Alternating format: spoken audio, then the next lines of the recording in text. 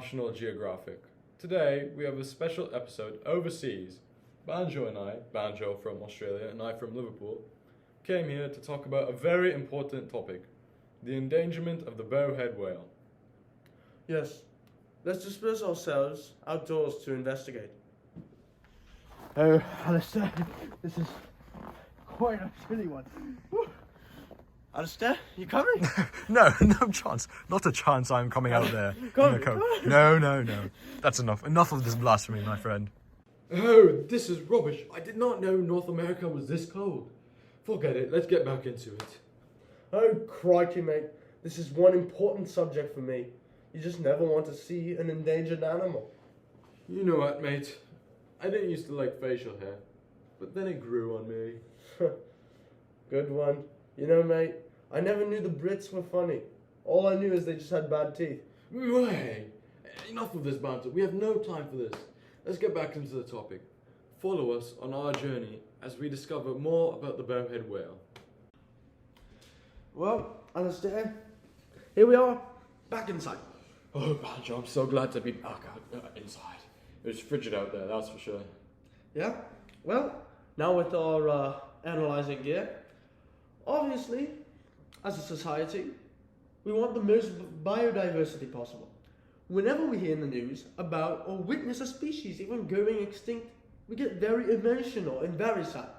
And that is the last thing you want to hear when a species is endangered. Shout out to my koalas out there. So, we heard that this species of whale was endangered, so we knew we had to do something about it and tell you all why we think this animal is so important to us. Right now, there are approximately 10,000 of these whales left in our oceans, with 90% of them in Canadian waters. In my humble opinion, I believe that number is way too low. Way too low. Bowhead whales are very important to the marine ecosystem and the food chain. Firstly, let's dive deeper into the meaning of the bowhead whale. So, bowhead whales actually got the name because of the bow-headed shape, which breaks through the ice in the Arctic in the cold temperatures. These whales are fairly large, measuring from 49 to 59 feet long, and weigh approximately 220,000 pounds. Wow. Almost bigger than your mother. Oh, you twat. Come on now, so unnecessary. Anyways, as I was saying, these whales are massive and they also have very long lifespans. They can live anywhere from 100 to 200 years old. Obviously, these whales have been a part of some extreme changes in our society and world. So, the state of our climate is not the best for them right now, and we have to do our best to change that. These whales eat slightly more than the average Brit. Oh, come on. Because they eat around 2 tons a day. Absolutely bonkers. Obviously, being that size, they must have a lot of blubber. Well, yes they do. They can have blubber over 1 foot thick. You Burke, we have the most immaculate cuisine. Home to Gordon Ramsay, don't you know? Gordon is nothing. He can't even fathom the extraordinary bread with Vegemite, or even our delightful fairy bread. Disgusting. Anyways, ignoring all that banter, these whales are at the top of the Arctic food chain, regulating the amount of zooplankton, which is crucial for many other species in these oceans. With the diminishing amount of ice in the Bering Strait, these whales have been staying in place instead of breaking through the ice with their mighty heads, distributing the vital zooplankton. Ah yes, as a matter of fact, because of the lack of ice, it is said that their spring migration is delayed by a month. A month crucial that these species don't rely on these whales. Over the years, the bowhead whales have been facing more and more challenges due to the climate change. Getting hit by vessels and entanglement in fishing net. Oh, that's the worst way to go. For sure the worst way. Imagine getting tangled and you just die in the tank. Oh my god, awful. If the bowhead whales were ever to go extinct, the food chain would be ruined, as many species, like the killer whales, would be even more endangered than they already are. At the end of the day, these whales are very important, not just to the environment, but to us as a whole. Yes. Oh, come on, Alistair. Yes, come on this time. I'm on my way, Banjo. Oh my god, it really is freezing out here. So, are you ready to get this report underway? Yeah. Alright. Well, here we have the wild bowhead whale in its natural habitat. As we can see, very puny and short length. It kind of reminds me of my great friend Lawrence. If he were a bowhead whale, he would be around this size. Oh, be quiet, Alistair. We must not disturb it. It's a rare sight to see on its own. Well, Okay, speak up, Alistair. Our viewers won't be able to hear you. well, the possible endangerment of these bowhead whales will have significant impacts on not only us, but our economy.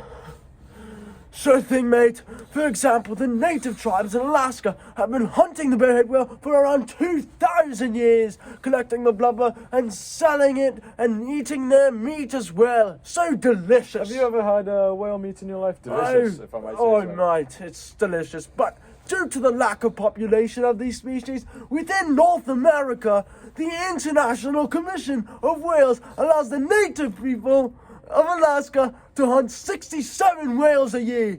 Through the years, this number will decrease due to the population. Well, spot on, Banjo. I could not have said it any better myself.